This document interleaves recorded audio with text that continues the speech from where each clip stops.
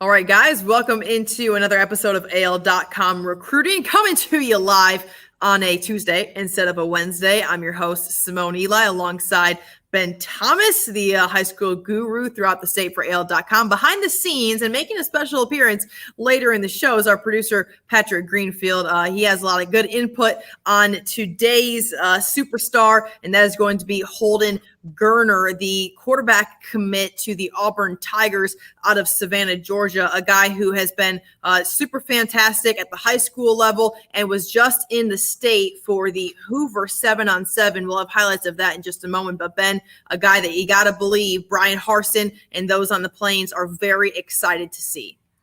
Well, he's kind of the crown jewel of a very small Auburn recruiting class right now. I mean, It was a big get for Harsin to get him out of Savannah, Georgia. We talked to John Garcia Jr. from Sports Illustrated a couple of weeks ago, and he talked about how high he was on Holden. Bigger quarterback, big arm, quick release, a guy that can throw well on the run. And Patrick, like I said, Patrick saw him in Hoover last week, and so it's good to get a chance to catch up with the Auburn quarterback commit. Yeah, here's a look at some of his numbers there you just saw a minute ago, but here's what he had to say when he spoke to Patrick in regards to why it was Auburn for him. What did you like most about Auburn? Just everything, the family atmosphere, but really is most people talk about just the coaches. They just welcome me in, and just immediately, like from the first time I talked to them, they just made me feel like family. So really that stuck out to me. And then just when I went up there, all the players, they really just like welcomed me and everything. So I feel really like at home there. So very well spoken guy. I think let's bring Patrick in here for a minute. He's going to pull double duty here, be on the air, but also producer. Patrick, you had an opportunity to talk to this kid one-on-one, to see him play. What was your first take of him? Obviously, very, very polite kid, super nice, well put together, intelligent. As far as I'll pull up some of the highlights from 7-on-7, cannon of an arm. Really nice touch on some of the balls. 7-on-7 is, we were talking, a little different. Obviously, I think he had 3 interceptions the entire year. That was probably his nicest play right there, dropping a dime in there. He had a few tip drills. I would say a little bit, not to throw anybody under the bus. His receivers weren't able to hold on to a lot of his balls. Sure. So I enjoyed him. Talked to some of his the Benedictine family that was there. Said he's a little bit more mobile. He had 5 rushing touchdowns on the year. So I'll be interested to see. He's going to be a standard pro style quarterback. It'll be interesting to see what he's like with Bryan Harsin. Yeah, no doubt about it, especially a guy who is a little bit different than the guy we see currently at Auburn in Bo Nix, who is much more of a dual threat guy. And clearly you can't get an idea of what type of run threat he is in a 7-on-7. But Ben, I think it was clear just looking at those highlights that Patrick got for us on the ground level, which gives us a much better idea of his vision than really huddle highlights that are from a mile away. I really think you can tell his touch looked beautiful, and obviously had a cannon in the arm, could really throw downfield. Yeah, you can say what you want about 7-on-7. It is good competition. It's certainly not real Friday night football, but for the quarterbacks and receivers, it can be big for getting their timing. And the Hoover one had a lot of quality teams in there, so they were playing against good competition. And as we know, Holden just got back from the Elite 11, where he was out there with some of the best quarterbacks in the nation. So that'll be a good training ground. And it was interesting what he said about Auburn. You always hear year in and year out, no matter who the coaches are at Auburn, you always hear family. It feels like a family. That's kind of their recruiting pitch. We all know it's been a slow drive for Harsin so far with his commitments, but Harsin is the main guy, right? Geriner is the main guy right now. And so if they can start picking up some more recruits, maybe that class can climb the rankings a little bit. I will say, Patrick, before we throw to, he would talk about Mike Bobo, talked about Bryan Harsin. He had nice touch, cannon of an arm, but he also had a few kind of no-look Patrick Mahomes throws to the flat. Yeah, which he completed, and he darted those in. So I always thought that was kind of a interesting part to his game. Guys, one thing I think is interesting is, he's going to join a class where we could see Bo Nix come back. or leave, depending on what happens there. TJ Finley, the LSU quarterback who just came over, is going to have an opportunity to be a starter this year. So you got to imagine he's going to be definitely funding for the starting spot going into next season. They have Demetrius Davis, who is a freshman who just came out of Texas. So this quarterback room is loaded, Patrick. Bryan Harsin kind of has an arsenal of guys right there. Well, as everybody knows, I'm a big Boise State fan. Bryan Harsin is the quarterback of Boise State. Obviously, they've had a lot of great ones come out of the last, 15, 20 years. Yeah. So that quarterback's room is going to pump out a few pros. That's all I'll say for that. Yeah. And of course, the other thing is we're in the age of the transfer portal. So unfortunately, yes, probably some of these guys aren't going to end up finishing their career at Auburn. That's just nothing against Auburn. That's just a fact of life in the transfer portal era. But I will know that Bryan Harsin this week is talking to the high school coaches convention in Montgomery. Hopefully for Auburn fans, that'll be a good end for him with other coaches, with all the coaches in the state, and help pump up Auburn recruiting as well. Yeah, we'll get to other in-state guys committed to Auburn in just a second. I have a couple guys who are part of that very small class, like you said, for 22 so far, Ben. But here's what Geriner had to say about Bryan Harsin and that family atmosphere going on in the Plains. Me and my family probably spent like an hour and a half in his office my first time up there, so we just had a really nice, deep conversation about just anything, like life and stuff like that. So we have a good relationship, and we communicate probably every day, if not, at least every day. So we have a really good relationship. Have you talked to him at all about your role next year? Not yet, not the role yet, but I would definitely just put in some like offensive stuff, just talk about their offense, their what their game plan is and stuff like that. So we'll see how it all turns out. You pretty comfortable with the decision you are going to Auburn? Yes, sir, absolutely. I'm locked in. So I think it's something we've seen in the past, especially when Gus Malzahn was there, how important it is to recruit out of Georgia to get guys, with Auburn being right there on the east side of the state. But getting in-state guys is also a big deal.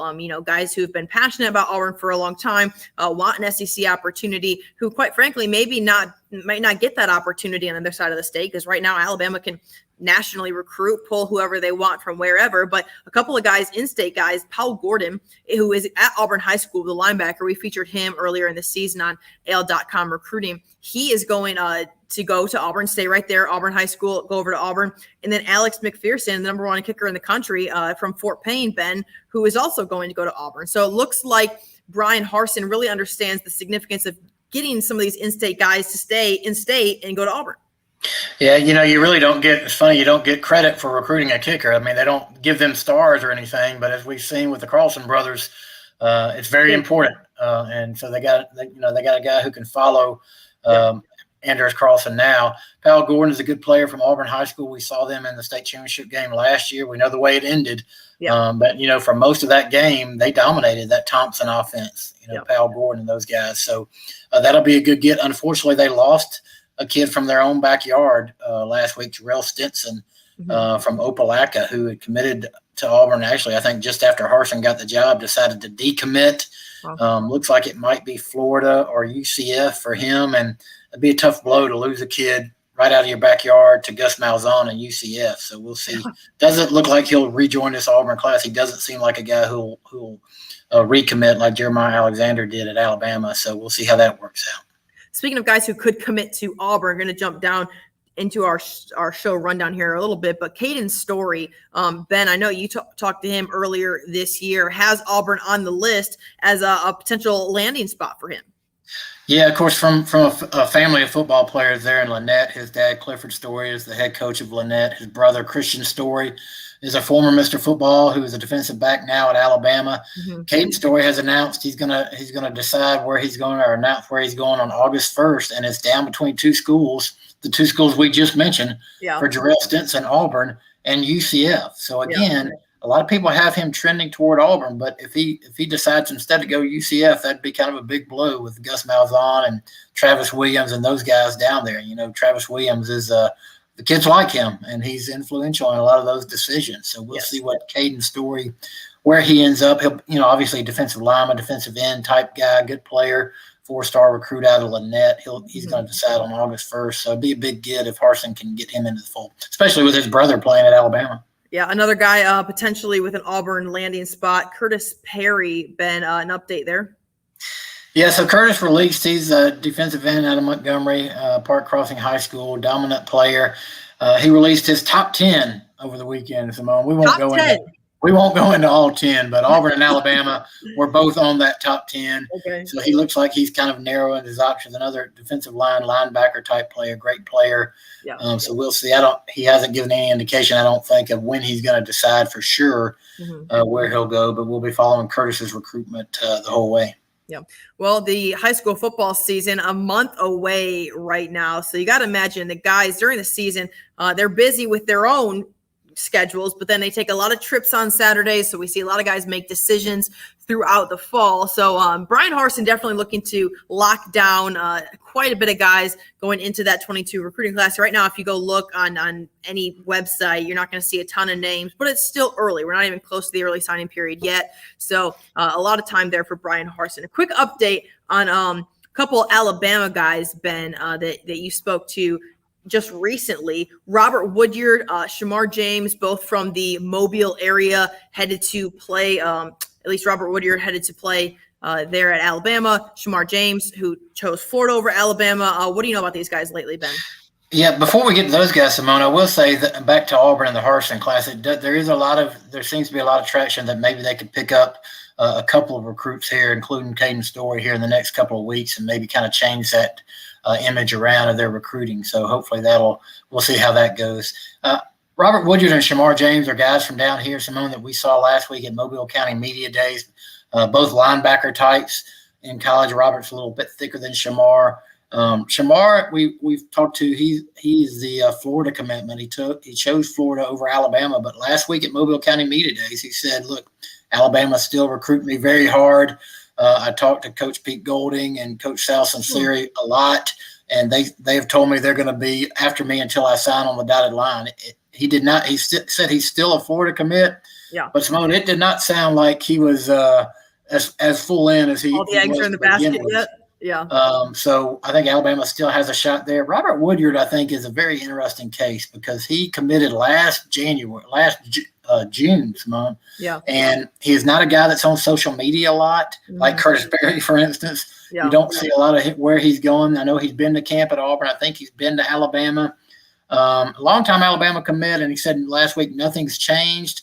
But you just get the feeling that maybe something could change before signing day. He's kind of a quiet guy, great player. He's been on the radar for a long time. When he was, when this senior class first started being ranked, he was one of the top couple of players in this class and still is among the top 5 or 6. So, I just say watch both of these guys because I think there might still be some recruiting to do in both their cases. I mean, I total respect to you, Ben, because you've been doing this for a long time, and you can get a vibe for when guys are maybe going to flip or maybe have a change of heart. But my take on Robert Woodyard is straight up that he's just a quiet dude, that he just kind of minds his own.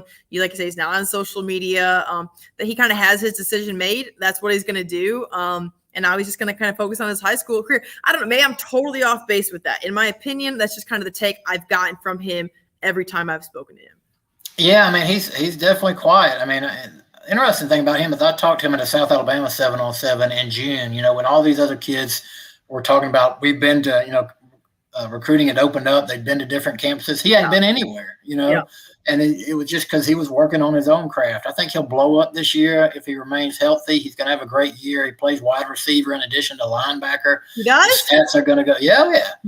Both these guys, in fact, they're very similar. Both these guys play a lot on offense. They don't look similar body type wise. Yeah, you're right. They don't. But I think Robert's probably more of an inside linebacker. Shemar is more of one of those hybrid linebackers, outside safety type guys. They call it the money position at Florida, which is where they've talked about him playing. But I don't know. I just got to feel, obviously, Antonio Coleman is his defensive coordinator, the former Auburn star at Williamson. I'm not saying Antonio wouldn't push anybody to go to Auburn or anywhere else, but there's that connection there. His former teammate, Roger McCreary, at Williamson is one of Auburn's top players defensively. So you never know. I mean, all these guys, Shemar James may end up at Florida, Robert Woodyard may end up at Alabama. Yeah. I'm just not sold that their recruiting is totally over in either case. Sure. Ben, before I let you go, want to talk about media days. So we just went through the gauntlet of 3 days of media days down here. Baldwin County 1 day, Mobile County 2 days, and Birmingham had their media days as well.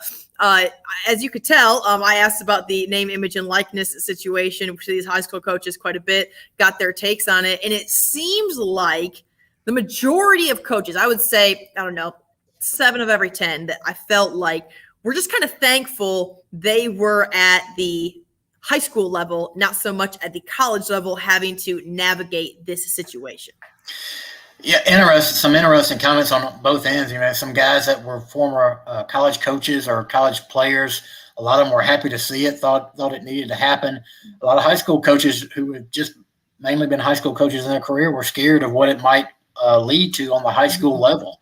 And some high school coaches were like, look, if you can sponsor Milo's tea as a high school player, you ought to be allowed to do it. So we have not, just today, Simone, I saw on AL.com that Bryce Young, the presumptive starting quarterback at Alabama, Nick Saban said he's already close to 7 figures in possible endorsements. That's crazy. The guy hadn't started a game yet. Literally.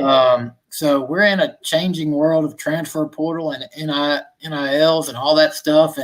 And some of that, it's mostly on the college level, but as a high school guy, I got to wonder how it's going to affect what I do on a daily basis, and especially when we talk recruiting on this show. So that's got to be a pitch for those colleges to these high school guys. That's exactly what I was going to say. I think that the days of seeing these 4- and 5-star guys choose maybe a Power 5 school, I think those days are going to be few and far in between, because getting these endorsements is really all about having a large platform. Well, going to Alabama or going to Boise State, just throwing a school out there, where are you going to have more eyes on you? Where you're going to have more eyes in the SEC, So in my opinion, the days of seeing these higher upper echelon dudes who could potentially be weighing the option of going to a Group of 5 school, in my opinion, we'll see it few and far in between, because these guys are going to want this platform to go make bank. Obviously, 7 figures, Ben. Were you making 7 figures when you were, 19, 20 years old? Are you making 7 figures now?